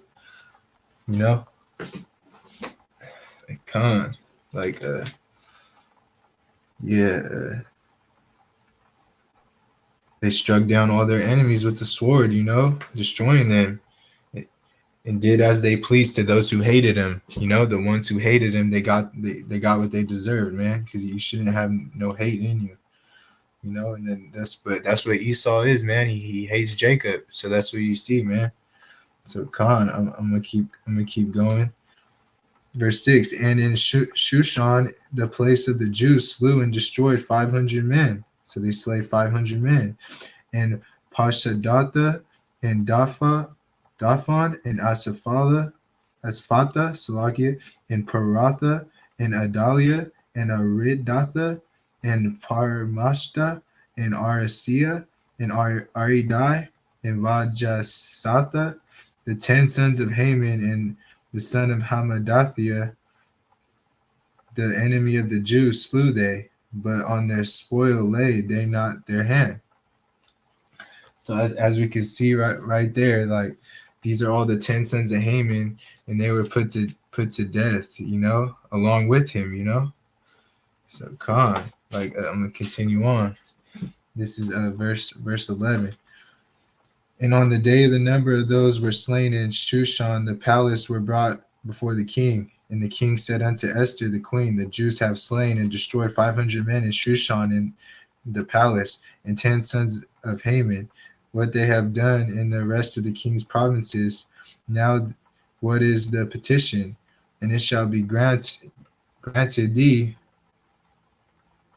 Or what is thy request further? It shall be done.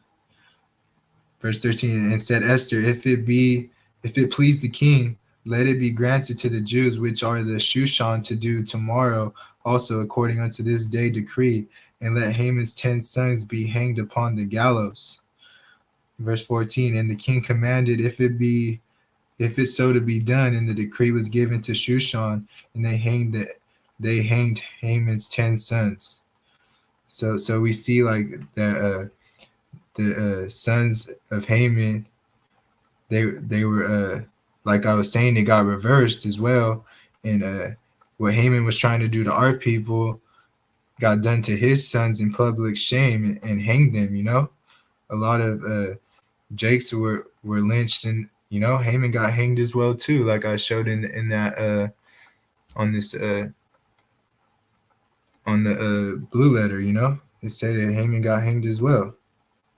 So what what he wanted to do to our people happened to him, like an eye for an eye and a tooth for a tooth, like that's what Yahawashi is all about, man. It's in the law, come on now, like that's why we rejoice on this day, man, when our enemies get slayed, it makes us like happy to show remembrance to Yahawashi. So and like a lot of a lot of Jakes were lynched in the South and Midwest, and I have a book on it as well too, called "How the White Folks Got So Rich," and it shows you lynching of Niece Gillespie and John Dillingham and Henry Lee and George Irwin, and August 6, 1906 in Salisbury, North Carolina, in Babylon, And Hawiala, the brother, was talking about the Red Summer 1919, which was a summer of riots, which a lot of Judites being killed by Edomites, going around destroying towns and killing Jakes, and it's also a pattern how Jakes have been killed in the book, how we all talked about in his lesson, with the one I'm going to drop in the comment board, you know, and that Without Sanctuary book, man, a lot of people were hung by the rope, but lynching also means more to that. It just doesn't mean being hanged. It also means being targeted to be killed. Salakia, targeted to be killed. So lynching is basically a targeting, killing, a planned out, targeted killing. In the book Without Sanctuary, like the brother was talking about, a lot of pictures of people being lynched, and they were sending out postcards to their families. Like the Edomites were doing that to the ones they killed. That's weak. That's wicked, man. That's Esau for you, man. And you'll see these Edomites love hanging people, man, because what happened to them, in this book, man, in Esther chapter 9, man. That's why Esau, the Edomites, man, they have secrets, man, like Masonic groups, man, like wicked, man. The KKK, yep. Like the brother how y'all was talking about, man, like Albert Pike, he was a Freemason, man, 33 degree, man, Confederate Army general, and a decree level Mason. He taught the lower Edomites. This was a tradition to do these homicides, man, rituals, man, ritualistic killings. To be mimicked, passed down like generation to generation, down to what happened upon them. In Esther chapter 9, man. They can't let it go. So I'm gonna get into this verse 16. But the other Jews that were in the king's provinces gathered themselves together and stood for their lives, and had rest from their enemies, and slew of their foes 75,000. But they laid not their hands on the prey. Verse 17. On the 13th day of the month Adar, on the 14th day of the same rested day, and made it a day of feasting and gladness. So this is the day, the 14th day, which is today. That's the feast of Purim. And it's like cons. So like you see in that verse 16 that they killed 75,000. Of those who hated him, man. And Yahawashi is about vengeance, man. He's gonna be there for you in the times of trouble. That shows you right there that it was all because of Mordecai having that head over Esther, man. To in praying to Yahawashi, to get it done, having that faith, not giving up. I'm gonna continue on. Verse 18. But the Jews that were at Shushan assembled together thereof on the 13th day thereof, on the 14th day thereof, and on the 15th day of the same they rested, and made it a day of feasting and gladness. So like the 14th and the 15th day are the feast of Purim. So sundown 14th to 15th. So it ends at sundown. So for me, that would be today at like 6 o'clock, because that's when the sun goes down, because today's 4:45 right now. The feast of that's the feast of Purim, like I was saying. And Yahawah's about justice. Like I was saying, he's about vengeance. And this is a beautiful thing, man. And this is what he is promising to his people that endure. And that getting that water in the name of Yahawashi for remission of sins. And who believe on him to the end.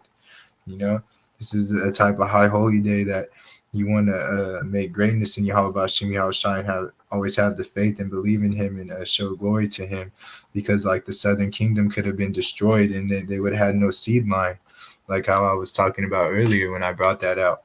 And you wouldn't have been here today. The southern kingdom wouldn't have been able to be here today if it wasn't for this greatness and mercy through Yahawashi.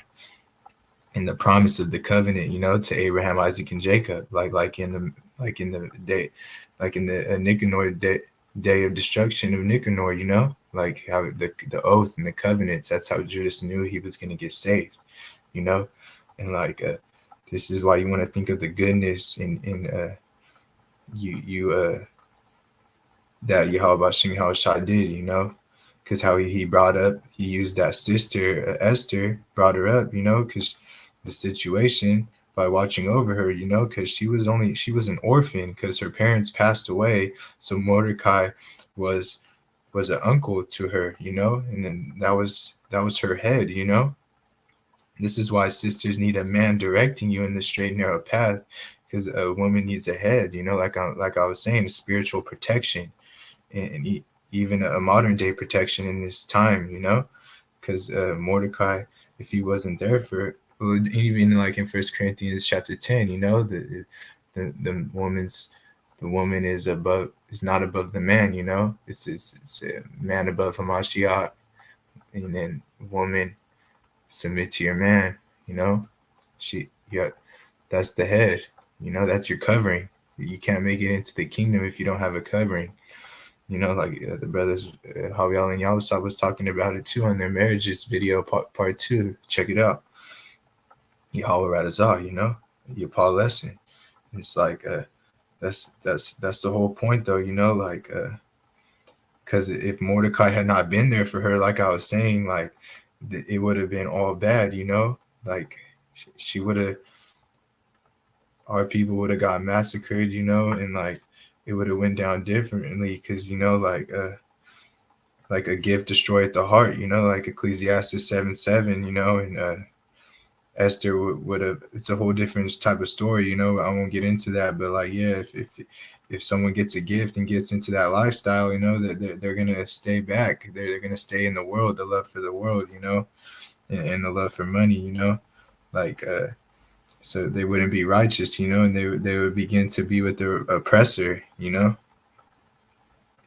they would forget the people who are righteous as well and just be with the oppressor and just take the gifts, and that's all they would care about, which is easy for a woman to do under the oppressor, because woman, she's the weaker vessel, so she's easy to get finessed, just by receiving goodies, the gift destroyed the heart, like I was saying. So I'm gonna continue on. Verse 22, chapter 9, Esther. As in the days wherein Jews rested from their enemies, and in the month which was turned unto them from sorrow to joy, from mourning into a good day, they should make them days of feasting and joy, and sending portions one to another, and gifts to the poor. And Jews undertook to do as they had begun, as Mordecai had written unto them, because Haman, the son of Hammedatha, the Agagite, the enemy of the Jews, had devised against the Jews to destroy them, and had cast out Pur, that is the lot, to consume them and to destroy them. But when Esther came before the king, he commanded by letters that his wicked device, which he devised against the Jews, should return upon his own head. So it came back onto him, like what I was explaining, eye for an eye, and that he had his sons should be hanged on the gallows. He and his sons, that's why they Haman and his sons got hanged, got lynched. Wherefore they all called these days Purim, after the name of Pur. That's why I said that Pur, that's how it came, that's what it came from. That's why they call it Purim. Therefore, for all the feast of Purim, Salagi. Therefore, for all the words of this letter, and of which they had seen concerning this matter, and which had come unto them, the Jews ordained and took upon them, and upon their seed, and upon all such as joined themselves unto them, so as that should not fail, that they would keep these 2 days according to their writing, and according to their appointed time every year. And that these days should be remembered and kept throughout every generation, every family, every province, every city, and that these days of Purim should not fail, Salakia, from among the Jews, nor the memorial of them perish from their seed. So Khan, like as you can see right there, like Salakia. That's why we continue to celebrate this, and like because this is a high holy day, and we observe and remember it, because like it's a beautiful thing, man, that Yahawashi gave our people mercy, And because we're, of course, like it's pleasing unto Yahawashi that we celebrate this as well and give thanks to him for this, man. Because we rejoice in our enemies being destroyed, like I was saying, and like it's a beautiful thing, man. Like for real, like you never want to give up on Yahawashi, like you always want to endure to the end and give thanks to him for this. It's like throughout every generation we do this. From generation to generation that we celebrate this feast of Purim Day. So Khan, like because we know we're rehearsing the righteous acts and we all might not be able to get together, but we speak to one another and praise Yahawashi for the remembrance, and think about his mercy and his grace that Yahawah willing will be able to inherit in these days and be of the elect, So Khan, I'm gonna get into that.